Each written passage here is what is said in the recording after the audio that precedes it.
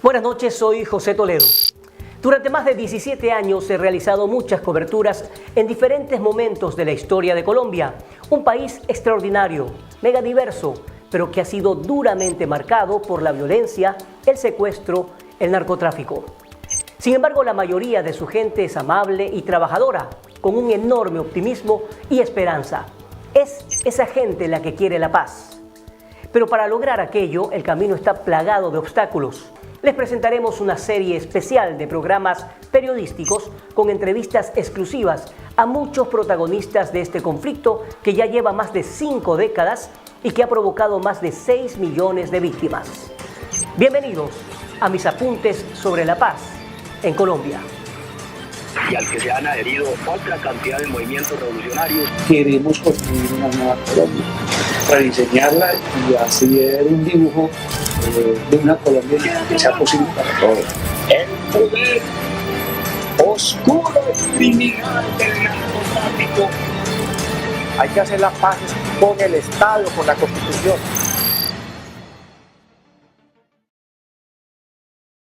¿Cómo era un día típico?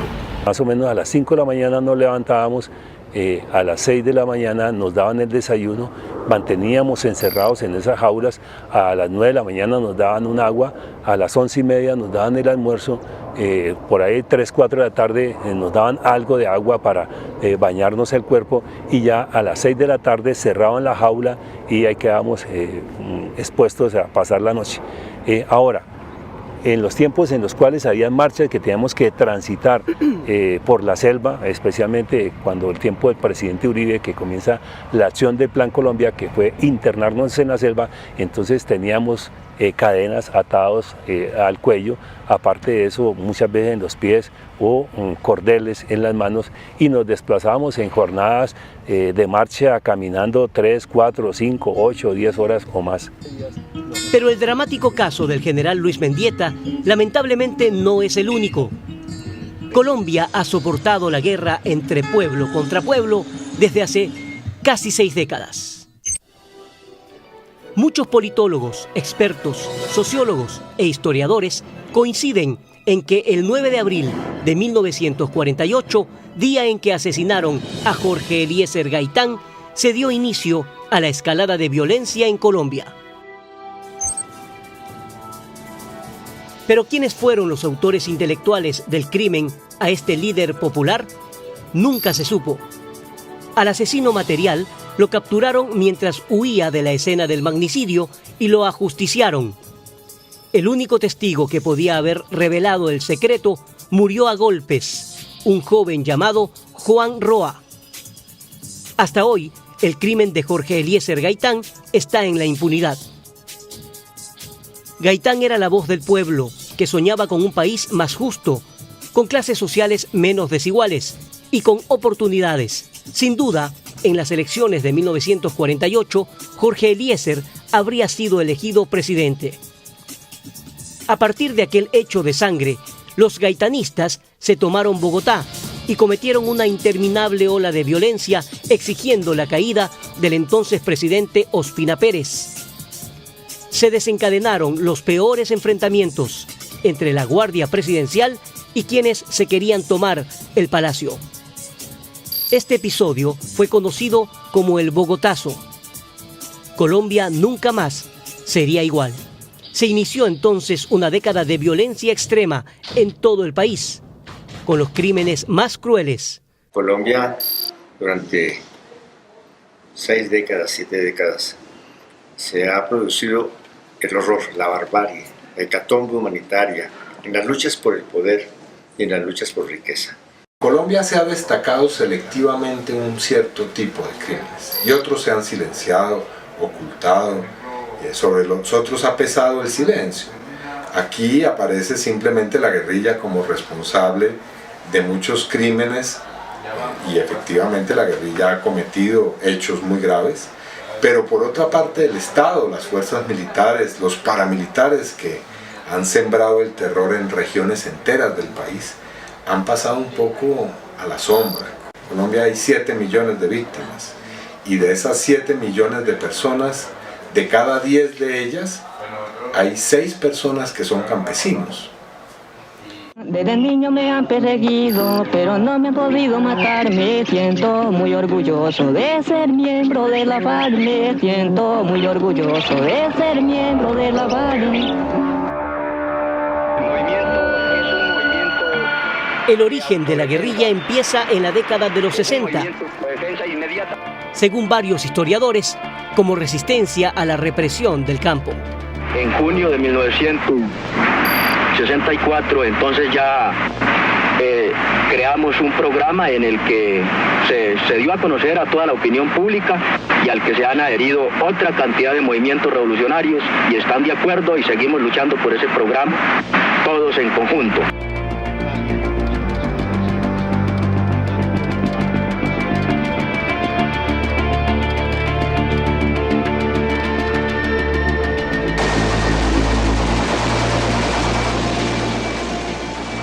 Como han podido observar, el conflicto colombiano tiene varios orígenes y el enfrentamiento, ya sea por territorio, poder o por riqueza, dejó un regadero de sangre y muchísimo dolor.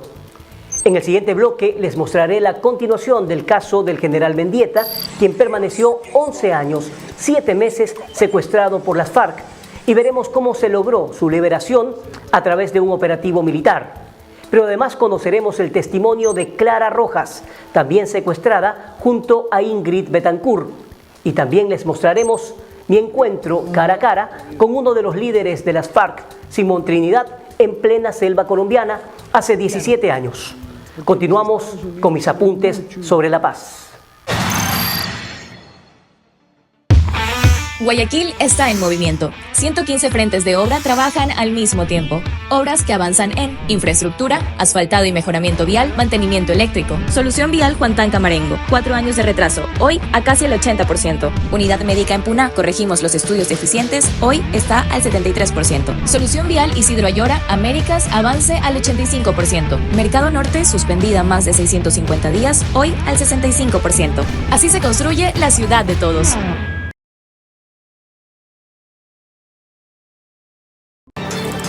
Hay que hacer las paces con el Estado, con la Constitución. Como hemos visto, el general Luis Mendieta fue secuestrado mientras cumplía con su deber en la población de Mitú. Su vida se convirtió en un infierno. A continuación, el relato de este general que estuvo secuestrado por las FARC por cerca de 12 años en medio de la selva. Además, conocerán el testimonio exclusivo de Clara Rojas, quien permaneció 6 años en manos del grupo guerrillero junto a Ingrid Betancourt en uno de los casos más dramáticos de la historia colombiana.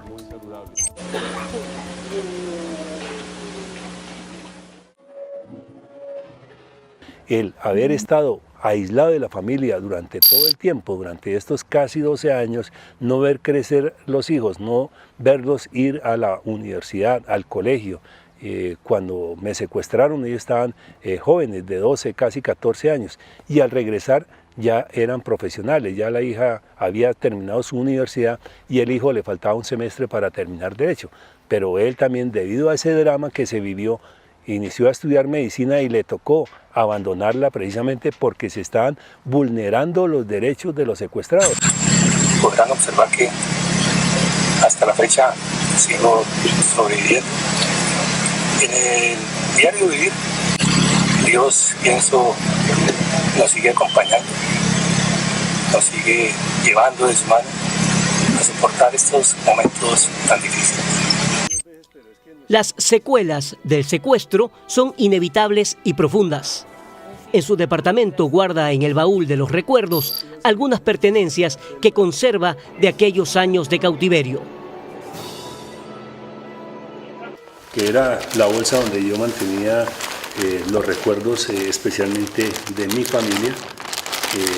En las primeras pruebas de supervivencia que me envió mi familia, me envió esta fotografía que fue enviada en una camiseta, por lo tanto la despegué y este fue el recuerdo de mi familia que me acompañó durante todos los años.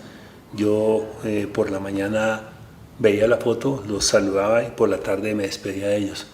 Diríamos que este fue el alimento, el soporte precisamente para aguantar, resistir y como siempre le digo, de pedirle a Dios que algún día me permitiera como recompensa, como premio, encontrarme con mi familia, encontrarme con ellos, darles el abrazo y el beso, y a Dios gracias me lo permitió.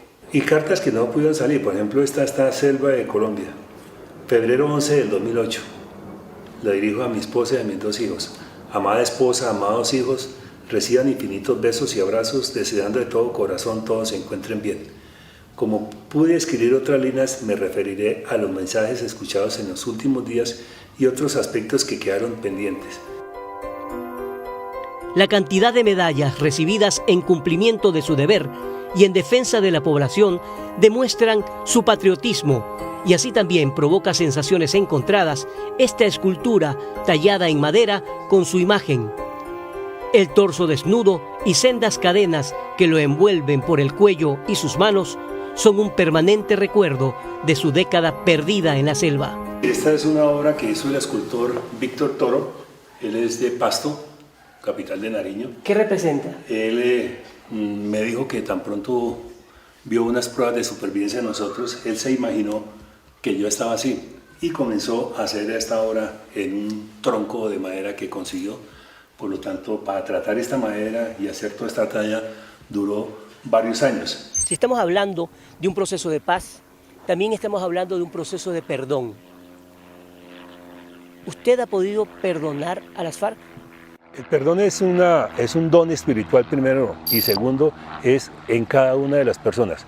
Yo desde que estaba en cautiverio hice mi catarsis, hice casi que una comunión, si es del término, con Dios, con la Virgen, unos aspectos místicos. Por lo tanto allí pienso que limpié mi corazón, limpié mi alma, y por lo tanto hasta hoy en día lo que hago es agradecerle a Dios por cada día que me permite vivir y disfrutar mi familia, disfrutar todas las cosas que me llegan permanentemente.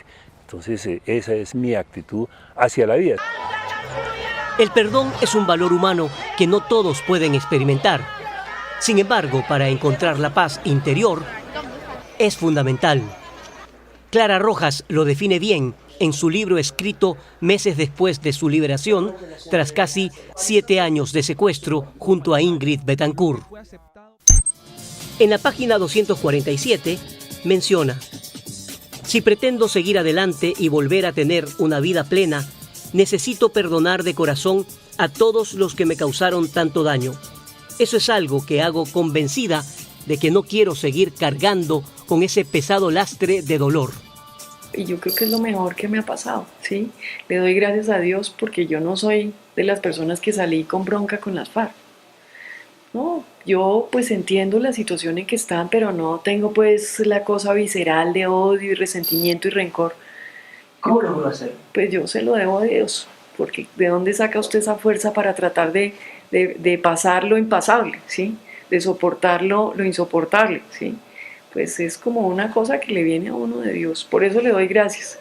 Clara Rojas y el general Mendieta coincidieron en una de las cárceles de la selva, como lo recuerda el general Mendieta. Escuchamos por noticias que había sido secuestrada Ingrid Betancourt y Clara Rojas. Fueron pasando los meses y yo calculo más o menos unos 2-3 meses, y es allí cuando entonces a una de las jaulas de concentración que llegamos, vimos una nueva jaula, y vimos que llegó Ingrid Betancourt, Clara Rojas y otros dirigentes políticos que estaban secuestrados. Quedaron 10 en una jaula a continuación de la jaula en la cual estábamos nosotros.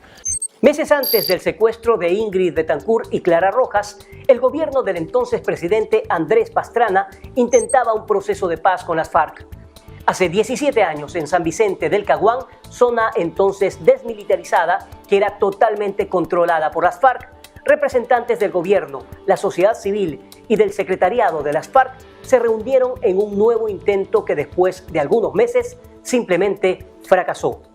Eran tiempos muy difíciles para Colombia.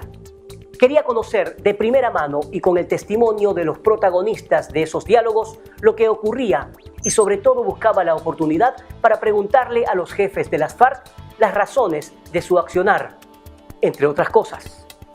Allí conocí a Simón Trinidad, uno de los miembros más importantes e influyentes del secretariado de las FARC y vocero en esos diálogos de paz con el gobierno.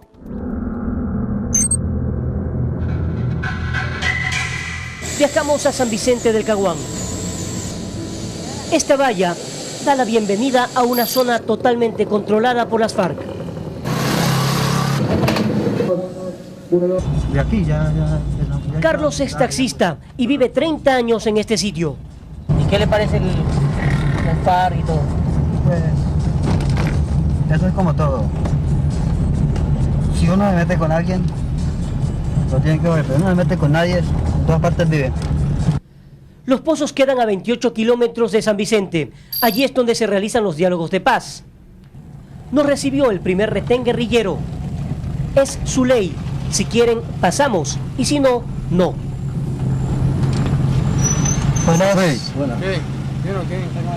Vamos a ir a los pozos.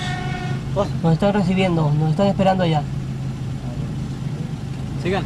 Bueno. Mira lo que estamos haciendo ya.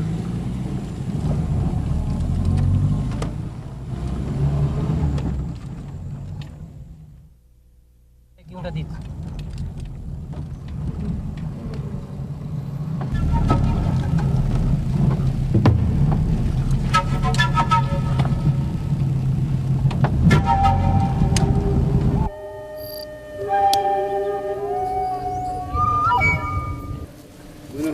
Buenos días. ¿Qué ha habido? ¿Cómo está? Simón Trinidad, vocero y uno de los 3 delegados de las FARC en los diálogos de paz, se muestra pesimista a la hora de hablar de alguna solución en el conflicto colombiano. Porque los Estados Unidos tienen mucho interés en aumentar su injerencia y su intromisión en los asuntos internos de Colombia. El Plan Colombia no es un plan de lucha contra el narcotráfico. Porque si fuera así, los narcotraficantes colombianos viven en Bogotá, en Cali, en Medellín, en Barranquilla, en Bucaramanga, en Ibagué, en Pereira. Y con una simple medida de policía se capturarían los narcotraficantes colombianos. Sin embargo, quienes critican a las FARC afirman que los enfrentamientos en el Putumayo giran en torno a que en los municipios de la región del Bajo Putumayo se concentran el 96% de los cultivos de coca del departamento. Además, en este sector está más del 50% de la superficie de cultivos de coca de todo el país, de acuerdo a un análisis regional elaborado por el Observatorio de Derechos Humanos de la Vicepresidencia de la República. Aparentemente los paramilitares y los guerrilleros buscarían ganar ese territorio. ¿No tienen ningún vínculo con ustedes? ¿Qué opina usted, por ejemplo, de los narcotraficantes? Estamos en contra del cultivo del narcotráfico. Colombia, desgraciadamente, como producto de este negocio mundial capitalista, se convirtió en un país productor de marihuana, cocaína y heroína. ¿Y por qué el Estado no los detiene a los narcotraficantes si son tan fáciles? Si es que han sido financiados por el narcotraficante, los grandes dirigentes aquí, presidentes de la República, han sido financiados con los dineros del narcotráfico. ¿Ustedes se sienten apoyados por los campesinos? Pues claro, porque somos los únicos que estamos en su medio, que entendemos su problema y tenemos el respaldo del campesinado. ¿Rechazan ustedes esto de que ellos están apoyándolos bajo una presión? ¿O si es que no los apoyan, se mueren? Ese es el cuento de la oligarquía colombiana y de los medios de comunicación en Colombia y de la mayoría de los medios de comunicación internacionales. ¿Cómo puedes tú obligar a millones de campesinos a través de la fuerza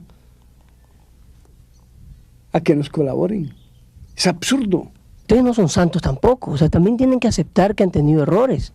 Que han, por ejemplo, esto de los policías y militares que están secuestrados, dicen uno, yo no sé ni cómo decirlo, si son secuestrados o prisioneros de guerra. Pero imagínate tú que ellos no fueron cogidos volando cometa, montando en bicicleta en los parques del país. Fueron capturados en combate contra nuestras unidades, con armas, con fusiles, con granadas, con cañones, con morteros, en sus bases. En aquella entrevista, Simón Trinidad habló de la visión que tienen las FARC sobre la construcción de lo que ellos llaman un nuevo Estado colombiano. Pero podrían ser aislados por el mundo. Porque, ¿y por qué? Porque sería una dictadura o no. Pero ¿por qué si lo que estamos es pidiendo la democratización de la tierra? ¿Ustedes creen Estamos diciendo hay que entregarle tierra a los campesinos, hay que darle vivienda a los que no tienen vivienda, hay que generar una industria para dar empleo, hay que aumentar el mercado interno colombiano, hay que producir más para poder competir más en el mercado internacional, hay que democratizar la producción. Nosotros no estamos hablando, en ningún momento estamos hablando de la socialización de la economía, estamos hablando es democratizarla. No dictadura. La gente puede ir a votar, hay candidatos. Pero, por supuesto, pero no para elegir a los corruptos y a los politiqueros que históricamente han gobernado en contra de los intereses nacionales. Y una nueva base económica que tenga en el centro al hombre y a la mujer colombianos y que se beneficien ellos de la inmensa riqueza que tiene este país y del potencial de 40 millones de colombianos para salir del atraso, de la miseria, del abandono. ¿Pero un nuevo Estado liderado por quién? ¿Por las FARC? Entre otros por las FARC. En Colombia hay muchísima gente y muchísimas organizaciones que están luchando por un nuevo Estado y por un nuevo régimen político. Es decir, cambiar las leyes, Colombia, un nuevo Congreso, una nueva Constitución. Por supuesto, es que no podemos nosotros, con la misma clase dirigente, con los mismos gobernantes, construir un nuevo país. Unos meses después de la entrevista, los diálogos de paz fracasaron. Simón Trinidad fue capturado en Quito, Ecuador, y después de ser llevado a Colombia, fue extraditado a los Estados Unidos. Por fuera de cualquier protocolo, las notas del libro de las FARC. Que yo muchas veces increpé que por favor me liberaran, nunca quisieron.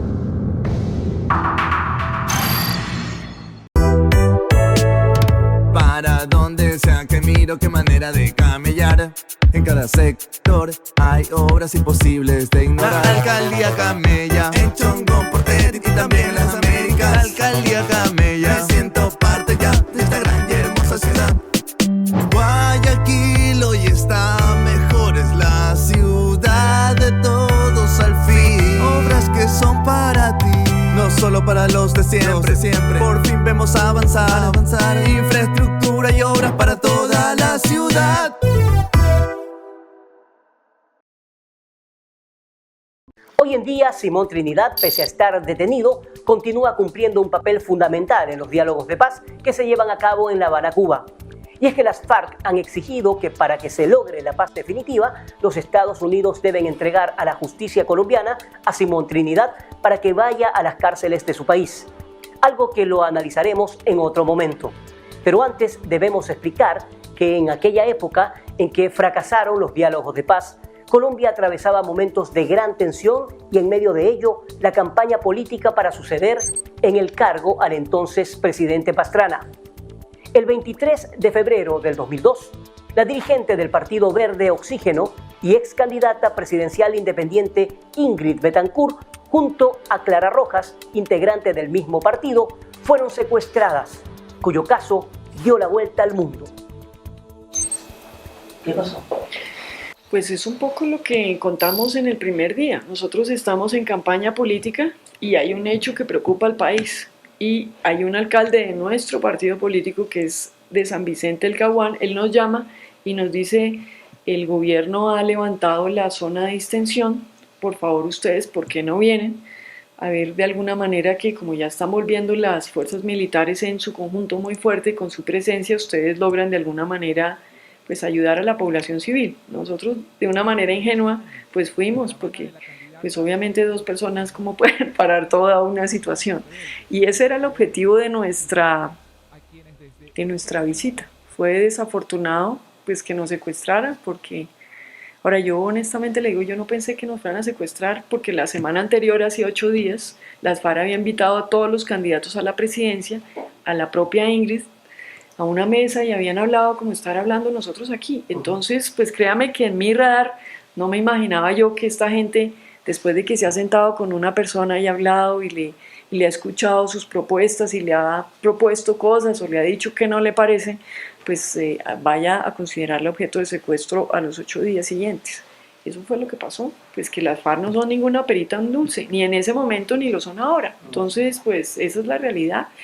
Y tan es así que yo muchas veces increpé que por favor me liberaran, nunca quisieron. Los medios de todo el planeta llevaron a cabo reportajes de este secuestro y al poco tiempo 3 norteamericanos también cayeron en manos de las FARC, una vez que la avioneta en la que viajaban cayera en plena selva.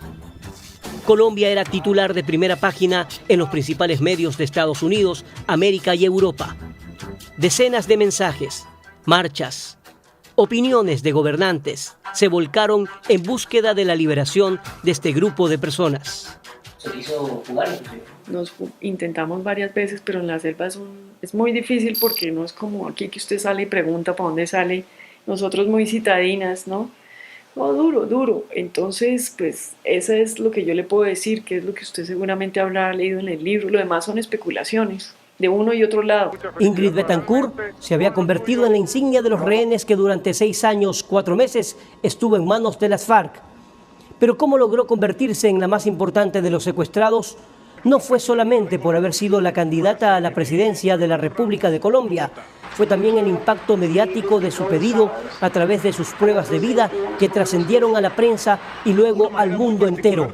Sin duda alguna, las imágenes últimas desde la selva, donde prácticamente se la veía desconsolada, muy enferma, hicieron llorar a Colombia y al mundo. Más aún, la carta que envió Ingrid a su madre y que trascendió a la prensa. Estoy mamita cansada de sufrir. He sido o tratado de ser fuerte. Estos casi 6 años de cautiverio me han demostrado que no soy ni tan resistente, ni tan valiente, ni tan inteligente, ni tan fuerte como yo creía. He dado muchas batallas, he tratado de escaparme en varias oportunidades. He intentado mantener la esperanza como quien mantiene la cabeza fuera del agua. Pero mamita, ya me doy por vencida. Quisiera pensar que algún día saldré de aquí. Pero me doy cuenta que lo de los diputados, que tanto me ha dolido, me puede pasar en cualquier momento. Pienso que eso sería un alivio para todos. El mundo entero organizó marchas, sobre todo en Colombia y en Francia, pero mientras esto ocurría, el ejército colombiano preparaba silenciosamente el operativo más importante de su historia. Meses más tarde, Clara Rojas sería liberada luego de intensas negociaciones. El entonces presidente de Venezuela, Hugo Chávez, ahora fallecido, junto a la activista social colombiana Piedad Córdoba, lograron su liberación en un hecho que fue cubierto en directo por las principales cadenas mundiales. Colombia era nuevamente noticia, pero esta vez reconfortante y esperanzadora. Los dejo con un avance de lo que verán de mis apuntes sobre la paz en Colombia. Cuando me liberaron, las personas me empezaron a preguntar, oiga, ¿y usted por qué está bien? ¿Cómo es que está bien? Y bueno, pues yo conté simplemente mi historia, cómo había logrado superar todo aquello. Movimientos revolucionarios. Queremos construir una nueva Colombia, rediseñarla y así ver un dibujo de una Colombia que sea posible para todos. El poder oscuro criminal del narcotráfico. Hay que hacer las paces con el Estado, con la Constitución.